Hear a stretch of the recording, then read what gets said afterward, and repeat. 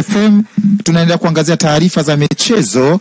Bwana, kama nilipogusia kwamba wakati bodi ya ligi ikitoa taarifa juu ya kuahirishwa kwa mchezo, Young Africans wao walisema kwamba wanapeleka timu uwanjani. Wao game iko pale pale. Mchezo watani wa jadi wao wakasema kwamba mechi ipo, watakwenda uwanjani kucheza mchezo kama ambavyo ulipangwa. Sasa Dickson Masanja alikita kambi pale katika uwanja wa Mkapa kwa ajili ya kufuatilia yale yote ambayo yangejiri katika mchezo huo, na hapa ametuandalia taarifa ifuatayo. Usiku wa kuamkia leo, klabu ya Simba ilitoa taarifa kuwa haitashiriki mchezo dhidi ya Yanga siku ya leo kutokana na kuzuiwa kufanya mazoezi ya mwisho jana kwenye uwanja wa Benjamin Mkapa. Leo mchana bodi ya ligi ilitoa taarifa ya kuahirisha mchezo huo wa watani wa jadi mpaka utakapopangiwa tarehe nyingine. Kwa upande wa Yanga mambo yalikuwa tofauti. Klabu hiyo kupitia kurasa zake za mitandao ya kijamii iliendelea kusisitiza mchezo upo pale pale na timu itafika uwanjani kama kawaida kwa ajili ya kucheza dhidi ya Simba. Na ilipofika majira ya saa 11 jioni, basi la Yanga liliwasili uwanja wa Benjamin Mkapa likiwa na wachezaji pamoja na benchi la ufundi. Yanga iliendelea na taratibu za kimchezo licha ya kwamba hakukuwa na waamuzi wala wasimamizi wengine wa mchezo wenyewe. Saa 1:20 usiku, basi la Yanga liliondoka uwanja wa Benjamin Mkapa. Jitihada za kuwapata viongozi wa Yanga zilikwama kwa sababu haikuruhusiwa watu wengine kuingia uwanjani, na leo vitambulisho maalum kwa ajili ya waandishi wa habari havikutolewa kutokana na mazingira ya mchezo yalivyokuwa tangu hapo mapema. Nimezungumza na baadhi ya mashabiki kupata hisia zao baada ya mchezo wa watani wa jadi kuahirishwa. Daudi Zakaria ni shabiki wa Simba kutoka Mafinga, Iringa. Anaeleza namna ambavyo ameumizwa na mechi kutochezwa. Nilipokea kwa sikitiko makubwa, kwa maumivu makubwa, kwa sababu kutoka mbali, tumepoteza nauli, tumepoteza gharama, tumepoteza kila kitu, na ni vitu vingi bila haujafanyika, tumepoteza kila kitu, tumeumia sana. Na pengine una kipi sasa cha kusema kama shabiki wa Simba lakini kama mdau wa soka Tanzania? Serikali ya mpira iwe makini siku nyingine. Nikisema kama hivi inaumiza mashabiki sana, washabiki wanaumia sana. Kwa wakati mwingine wajipange, ni mara mbili sasa hivi watu wanaumia, wanapoteza gharama, wanapoteza nauli, wanaumiza mashabiki. Nyamapeta Junior kutoka tawi la Yanga Njombe mjini anasimulia gharama ambazo amezitumia kwa ajili ya mchezo wa watani wa jadi, lakini anarejea nyumbani bila kushuhudia mchezo. Nimesafiri toka jana, nimefika Dar, nimekaa hoteli, nimekula chakula, nimekata tiketi VIP 50,000. Nauli kutoka Njombe mpaka hapa ni shilingi 60,000. Sawa? Alafu unafika hapa unaambiwa mchezo umeahirishwa. Utapangiwa ratiba tarehe nyingine.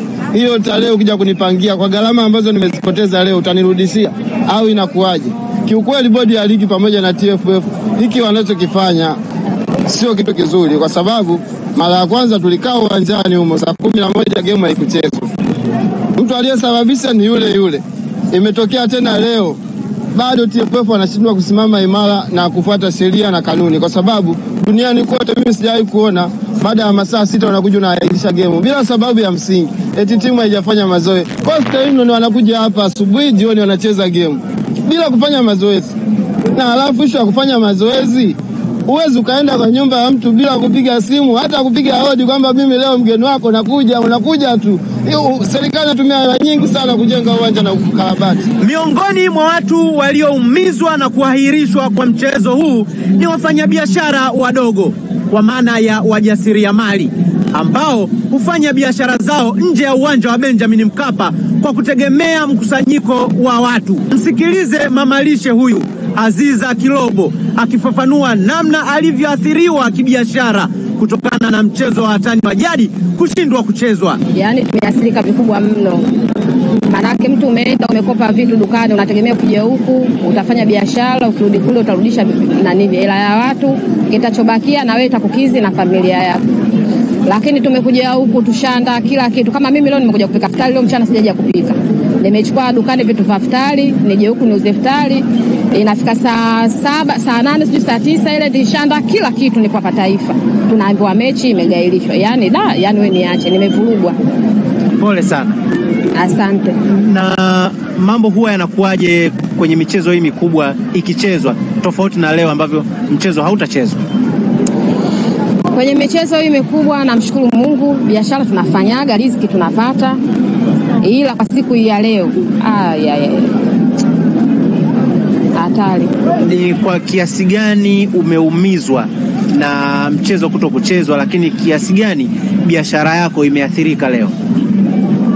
Mchezo kuchezwa nimeumizwa na biashara yangu ndio imeniumiza zaidi. Hapa nikikwambia pressure nimezimia mara 4. Haiwezekani. Haki Mungu nakwambia, mara 4 nimezimia. Sababu gani?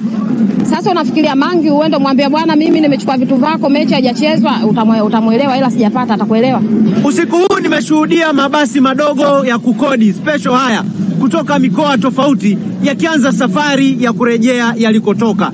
Lakini kibaya na cha kusikitisha, mashabiki hawa wanaosafiri umbali mrefu na kutumia gharama kubwa kwa ajili ya mapenzi yao kwa mchezo wa soka wanaondoka na masikitiko, si ya kufungwa wala kupoteza mchezo, bali gharama kubwa walizozitumia na hawakupata kile walichokifuata.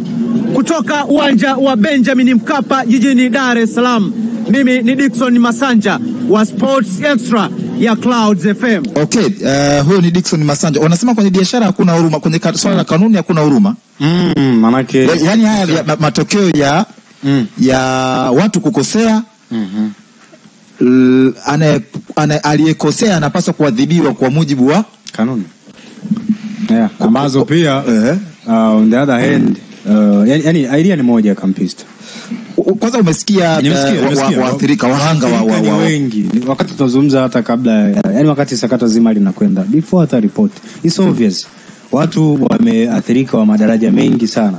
Unasikia mama ntilia huyo ambaye leo pengine mafanikio ya biashara yangefanya abadilishe utofauti mkubwa sana nyumbani kwake, vijana wanufaike na pengine hata karo za shule zingelipo. Umeona, lakini unatoka hapo pia unaanza kuhama, unakwenda juu taratibu. Kuna mtu amesafiri kutoka Kagera, mwingine amesafiri kutoka Tunduma, Mbeya, miles away kufika Dar es Salaam na kushuhudia mchezo. Unaanza kusogea juu tena zaidi, unakwenda mpaka kwa rusha matangazo. Azam TV ambao unaona taarifa yao wamerelease statement kwamba mchezo ambao umewagharimu sana kwa na wamepata hasara kubwa kwa sababu ahead of this game kuna maandalizi maalum waliandaa, kwa sababu ni mechi ambayo inahitaji special coverage. Watu wana codes, drones ama kama wanazo tayari, lakini ni game ambayo you expect utazitumia zile drone views ambazo tunazionaga tuna enjoy kwenye games kubwa kama hizi. It takes a lot of money kuhakikisha unavyo vitu kiwanjani, lakini pia kwa namna ambavyo mjumuiko mzima wa maandalizi from commentators, Azam wanarusha matangazo kwa Kiswahili na Kiingereza kuhusiana na hii game, promotion kwenye ligi yetu, promotion nzima ambayo wamewekeza. It's a lot na sarao inawezekana sio kwenye production cost. Issue ni kwenye subscription estimated revenue ambao wangeipata kupitia Kariakoo Derby. Kuna wale ambao wanalipia kwa siku, lakini kuna wale ambao wana ile streaming platform yao inaitwa nini Max. Kuna ambao pia labda wangeangalia kupitia hiyo. Kwa hapo unazungumzia pesa kubwa sana. Hapa umzungumzi tu Azam TV kama Azam TV. Unazungumzia mtu ambaye ndo amewekeza hela nyingi kwenye ligi. Watu kwenye baadhi ya mataifa mengine vitu vidogo sana vinawatrigger hawa watu ambao wanadhamini ama wenye haki za matangazo. Kwa mfano ligi ya Ufaransa, kitu kidogo sana kiliwatrigger watu ambao wana haki za matangazo akaamua kuondoka. Hao jamani ni watu ambao na protect, kwa sababu kwenye 100% ya mapato wanachangia kwa sababu wao wanachangia huenda hata kwa asilimia zaidi ya 70. Kwa sababu wale jamaa wanaweka zaidi ya B20 kwa msimu kwenye deal ambayo ina run sasa hivi. Ni moja kati ya athirika kama wanga wakubwa sana kilichotokea leo. It's tough. Yani ni kitu ambacho haukwepi kuona madhara yake. It's very obvious kuona madhara kwa sababu nakumbuka kuelekea hata kwenye game alikuwa anamsikiza Boy Plus Boymanda Karim alikuwa anazungumza akasema kuna dabi moja ambayo mwandishi kutoka Ujerumani alizungumza naye na hatimaye wakafanya utaratibu akafika kwa ajili ya kuicover game. Sasa can you imagine kwenye hiyo scenario miaka iliyopita na jinsi ambavyo ligi yetu imepandisha hadhi kwenye siku kadhaa ama kwenye miezi kadhaa, naamini kwa kuna calls za waandishi wengi sana nje ya nchi ambao walitaka kuja kuicover hii match na wamefika hapa wanaondoka mikono mitupu. Sana wanaondoka tu na sifa mbaya kwa taifa letu kwamba mchezo umeshindwa kufanyika kwa sababu ya kanuni viongozi kutokufuatwa na klabu moja kuonekana imenyimwa haki yake ikaamua kutokushiriki mchezo kwa maana na eventually bodi ya ligi inakuja kuelisha. Kwa hiyo and speaking of by the way Kampista, unajua leo mimi sitamani kuwe kuna selective outrage kwamba